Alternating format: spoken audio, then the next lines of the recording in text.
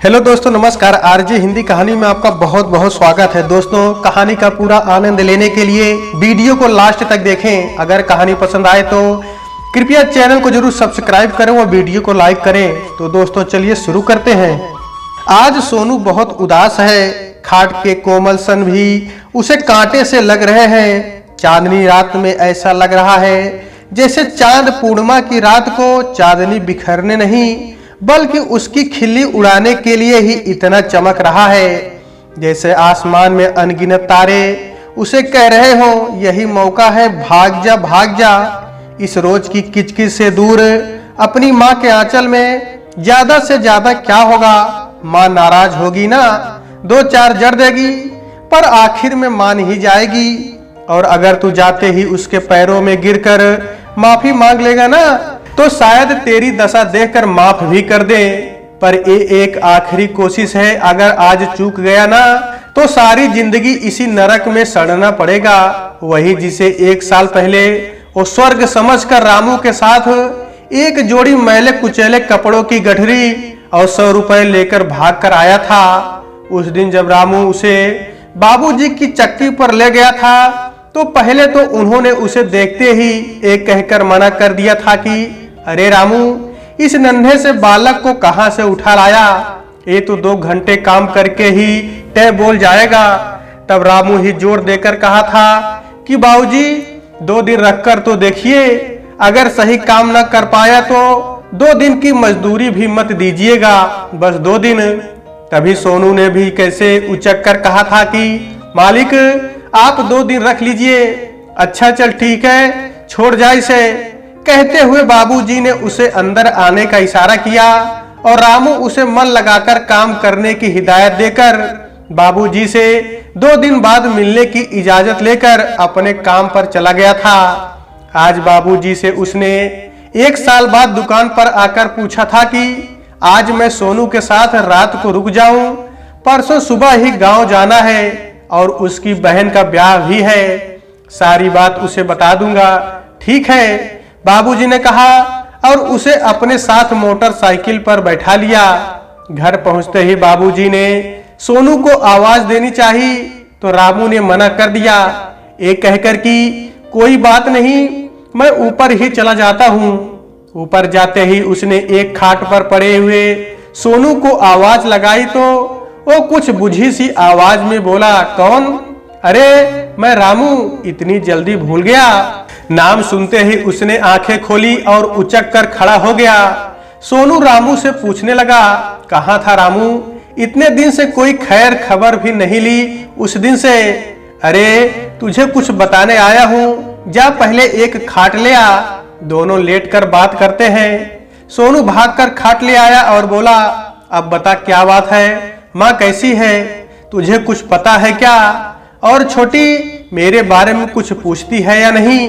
सब बताता हूँ। पहली बात, सन्नो की शादी है अगले हफ्ते। क्या सच में? सुनते ही सोनू उछल कर बोला, और दूसरी बात, माँ ने तुझे माफ भी कर दिया। अब तू ये बता, तुझे क्या हुआ, क्यों रो रहा था? नहीं, मैं कहाँ, मैं तो नहीं, नजरें चुराते हुए सोनू बोला। रामू ने कहा, बताना मुझे, क्या पता मैं कुछ कर पाऊं। क्या बताऊं यार, 1 साल से बस कोल्हू का बैल बन गया हूं और कुछ नहीं।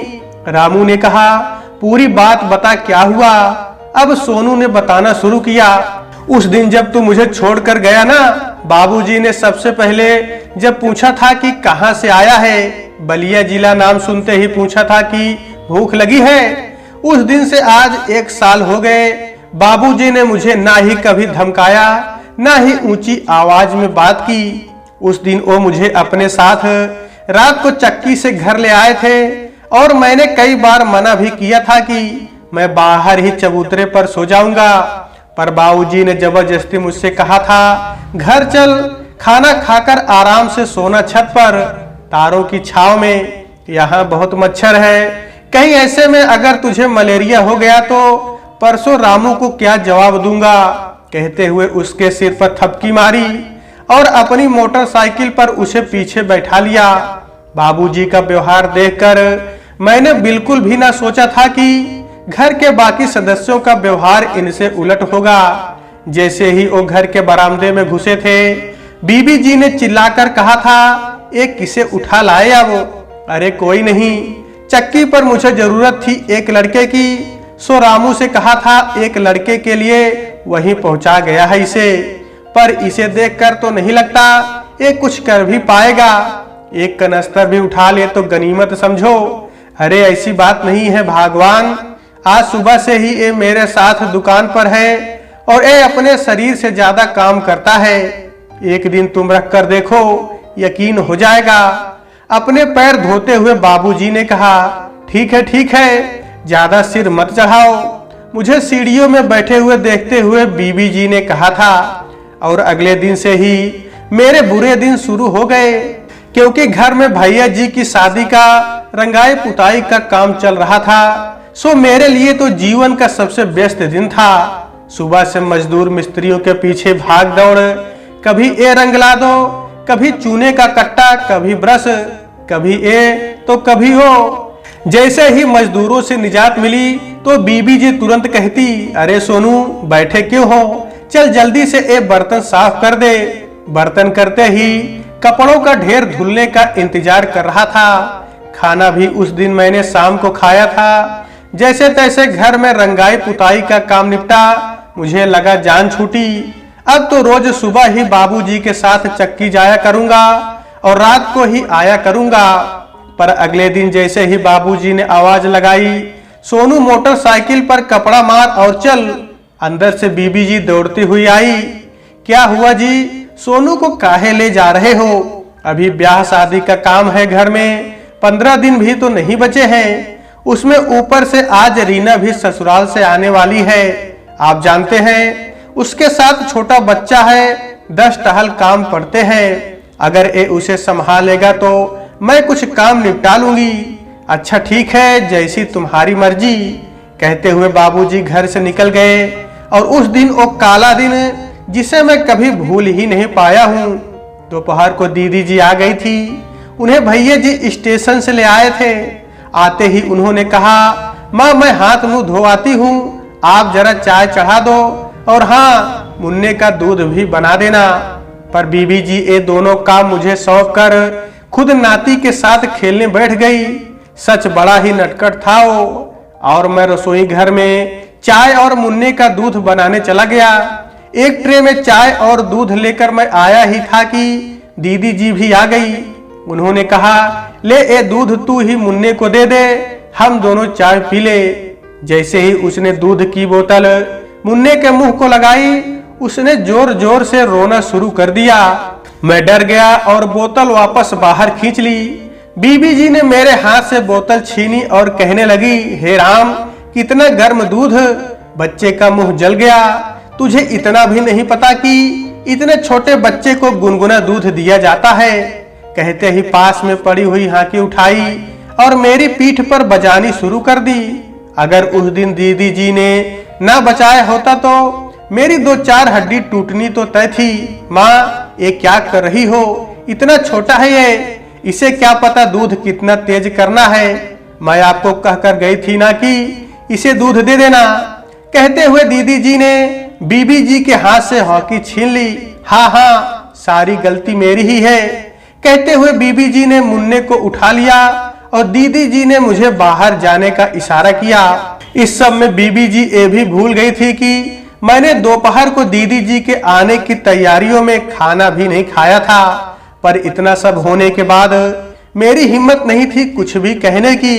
शाम को अंधेरा होते ही बीबी जी ने मुझे कहा, तू छत पर जा, मैं खाना वहीं भिजवा दूंगी, तू नीचे मत आना। समझ तो मैं भी गया था कि ये सब उन्होंने बाबूजी को पता ना चले इसलिए कहा था।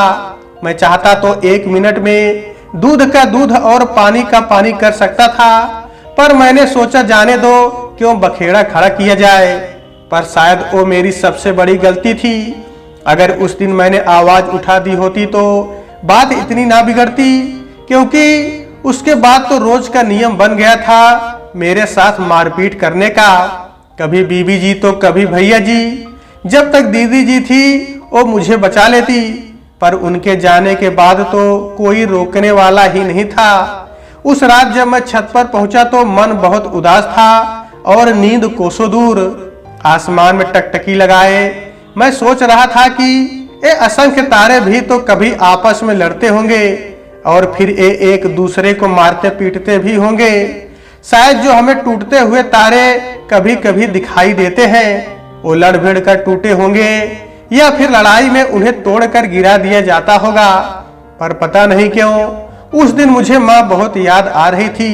डांटती तो भी थी मुझे, पर शायद उसने कभी मुझ पर हाथ तो नहीं उठाया था और उसकी हर डांट मेरी किसी बड़ी गलती पर होती थी, बेवजह तो कभी नहीं।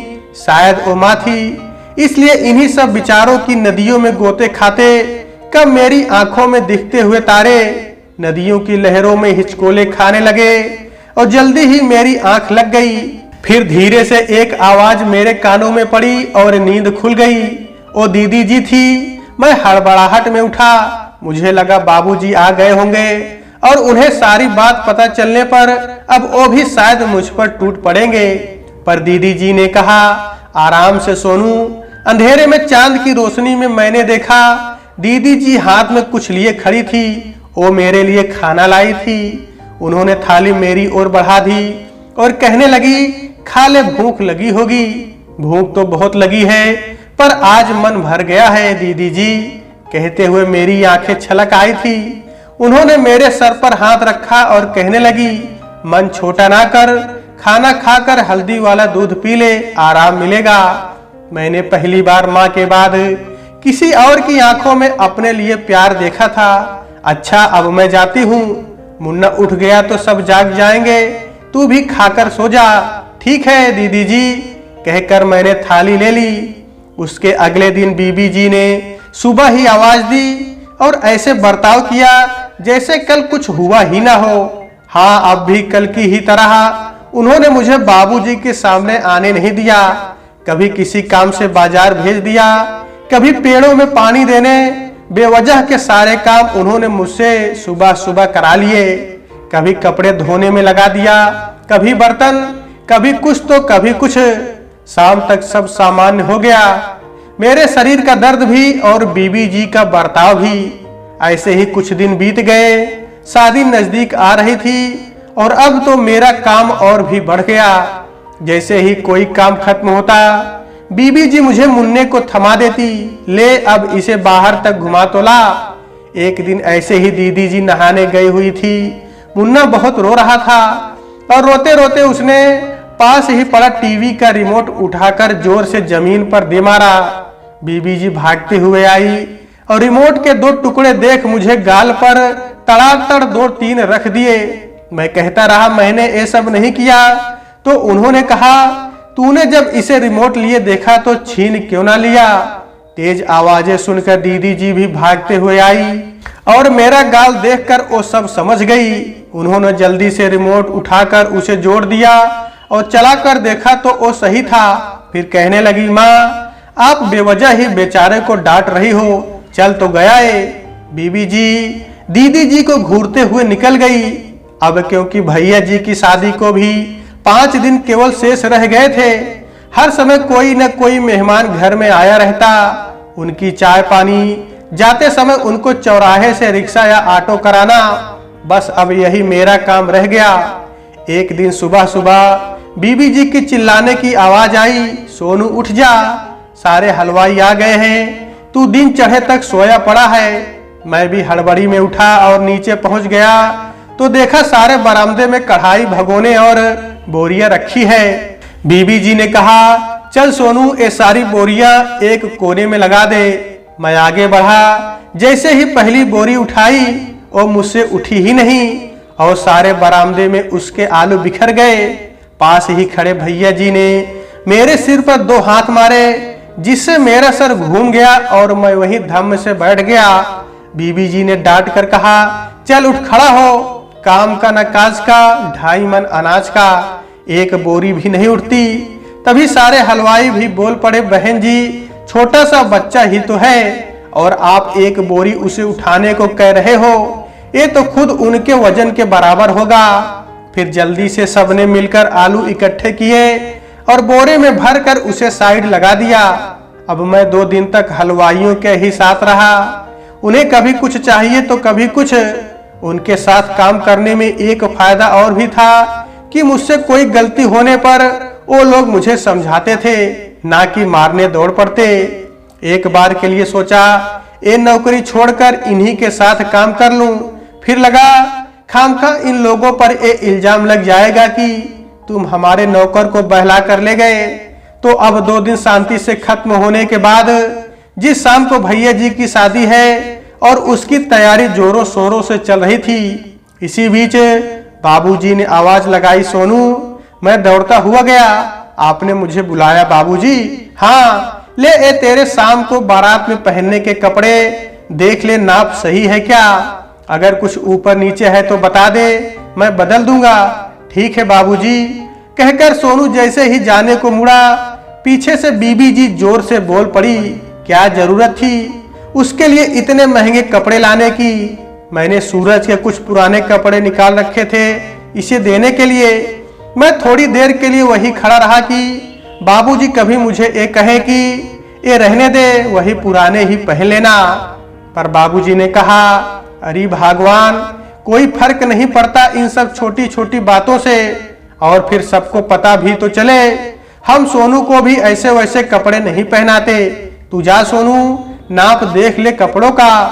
वाकई मैंने अपनी जिंदगी में इतने अच्छे कपड़े कभी पहने ही नहीं थे।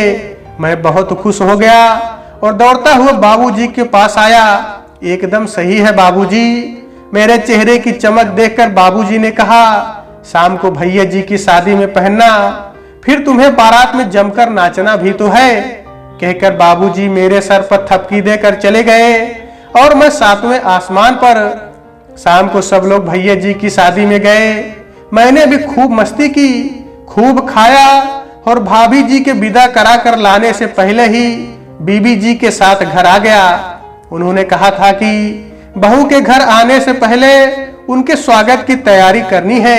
सो मैं भी घर आ गया। लगभग 4 बजे होंगे। आंखों में नींद भरी थी, सोना चाहता था तो छत की तरफ बढ़ गया। बीबी जी बोली, कहाँ जाता है रे? मेरे साथ पहले सब निपटने दे, फिर चले जाना। मैं भी जल्दी जल्दी से घर की साफ सफाई में लग गया। दिन में मेहमानों ने भी घर में कम आफत नहीं मचा रखी थी। हर कोने में चाय के अधपिए कप बिखरे पड़े थे। खाने के पत्तल दोने सब कुछ समेटकर एक बोरे में भरा, झाड़ू पोछा लगाया। तब तक लगभग दिन निकल आया। बीबी जी अंदर मेहमानों के जाने के सामान बांधने लगी और मुझे बोली, जा झटपट नहा धोकर आ जा, तब तक मैं भी नहा धो लूं, फिर बाकी खाने पीने का काम देखते हैं। अच्छा जी, कहकर मैं भी ऊपर आ गया और अपने कोने में बिना छत केवल दीवारों वाले गुसलखाने में नहाने लगा।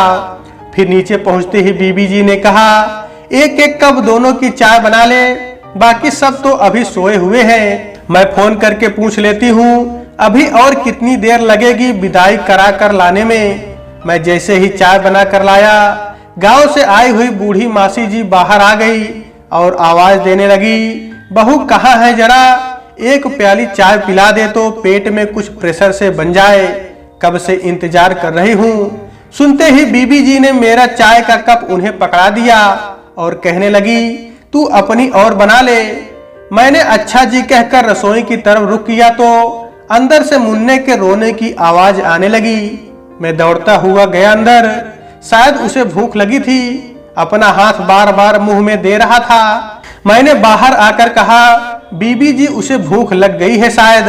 हाँ जा, तू दौड़कर दूध बना ले, मैं देखती हूँ। अभी तो रीना को आने में भी समय लगेगा।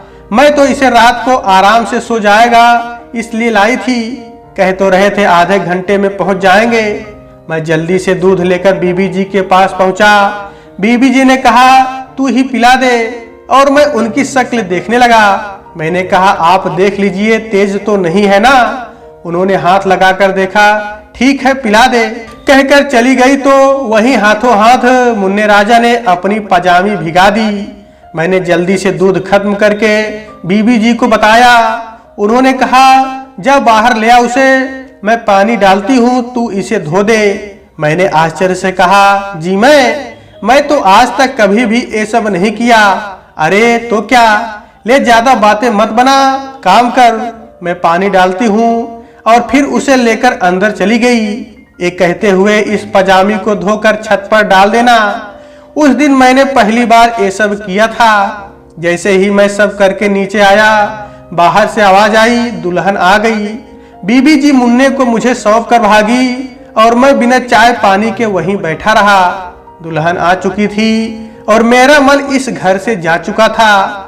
मैंने देखा बहू जी सब बड़ी बूढ़ी औरतों के पैर छूकर पैसे दे रही है। सबसे मिलने के बाद बाबूजी ने मुझे आवाज लगाई और मैं मुन्ने को दीदी जी को सौंप कर बाहर भागा। उन्होंने बहू जी से कहा, ये हमारा सोनू। और बहू जी ने मुझे 100 रुपए का नोट पकड़ा दिया। मैं हैरानी से बाबूजी को देखने लगा। वो बोले, कोई बात नहीं, तू घर में छोटा है, रख ले। फिर धीरे धीरे कुछ दिन बीत गए और दीदी जी भी जाने की तैयारी करने लगी। शाम को ही उनकी गाड़ी थी भैया जी के साथ। सामान गाड़ी में रखते हुए मन बहुत भारी हो रहा था। दीदी जी ने मेरे सर पर हाथ रखा और मेरे लाख मना करने पर भी 100 रुपए का एक और नोट मेरी जेब में डाल दिया और अब मैं 200 रुपए की संपत्ति का मालिक बन गया। बाबूजी मुझसे अक्सर पूछते भी कि सोनू तेरा बहुत हिसाब हो गया है, चाहे तो ले ले या घर भिजवा दे। मैं उनसे हर बार यही कहता कि जब घर जाऊंगा तो ये लेकर ही जाऊंगा, अभी कोई खास जरूरत तो नहीं है। पर आज सोच रहा हूँ कि तेरे साथ गांव चला ही जाऊं, पर बाबूजी से पैसे मांगने में डर लगता है, क्या करूं। सुनते ही आंखों के कोरों से बहते हुए आंसुओं को साफ करके रामू ने कहा, कल का दिन है तेरे पास, परसों भोर में ही गाड़ी है, तू चाहे तो बाबूजी से बात करके कह दे, तेरे कुल मिलाकर 30,000 रुपया बैठते हैं साल भर के। हे राम, इतना पैसा, इतने में तो मैं सन्नो की शादी में खूब मदद कर सकता हूँ, चल बाकी कल देखते हैं। इतना सुनते ही सुरेश बाबू सीढ़ियों से उतर आए। अगले दिन सोनू ने बहुत कोशिश की बाबूजी से बात करने की, पर सुबह बाबूजी जल्दी निकल गए और शाम को सोनू के ऊपर जाने तक नहीं आए थे। पर सोनू को जाने क्या हुआ, उसने बत्ती जलाई और एक थैले में अपना सामान भरा, जिसमें उसके एक जोड़ी भैया जी की शादी के नए कपड़े थे और एक जोड़ी घर के, और जेब में अपने वही 200 रुपए लेकर नीचे सीढ़ियों से उतर ही रहा था कि उसे अंधेरे में एक साया सा दिखाई दिया। वो डर गया, कहीं भैया जी नहीं नहीं। वो वापस ऊपर जाने को पलटा तो उसके कंधे पर किसी ने हाथ रखा। सोनू, अरे ये तो बाबूजी हैं। वो पलटा, कहाँ जा रहा है रे? जी कुछ नहीं, घबराया हुआ सा सोनू बहाने ढूंढने लगा। जी मैं तो बस बाहर का ताला देखने आया था, ठीक से बंद भी है या नहीं, थैला लेकर। सुनते ही सोनू चुप हो गया। और तेरे पैसे वो नहीं लेकर जाएगा क्या? सन्नो के ब्याह में खाली हाथ जाएगा? सुनते ही अंधेरे में भी उसकी आंखें चमक उठी। ले, ये तेरे पूरे 30,000 रुपए, ध्यान से रख ले, साल भर की कमाई है ये। और ये 500 रुपए किराए के। पैसे लेते ही सोनू फपक पड़ा। बाबूजी ने उसे बाहर तक विदा किया और रिक्शा करके जाने को कहकर चले गए। आज सोनू एक आजाद परिंदा था, अपनी माँ के पास और अपने घर जाने को। तो दोस्तों, आज के वीडियो में बस इतना ही। कहानी आपको कैसी लगी कमेंट बॉक्स में जरूर बताइएगा। अगर कहानी पसंद आई है तो कृपया चैनल को जरूर सब्सक्राइब करें और वीडियो को लाइक करें। तो दोस्तों, आपसे फिर मिलते हैं अगले वीडियो में, तब तक के लिए नमस्कार।